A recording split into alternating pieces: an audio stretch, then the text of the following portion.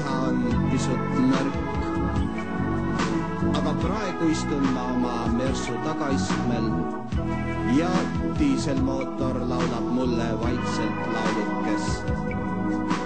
Hea, et sain kupatada rooli taha Eide, kellega ma ka vahekorras olin. Ma kiikan õhtupimeduses tähti taevas ning nüüd teel koju on kõike aeg meenutada.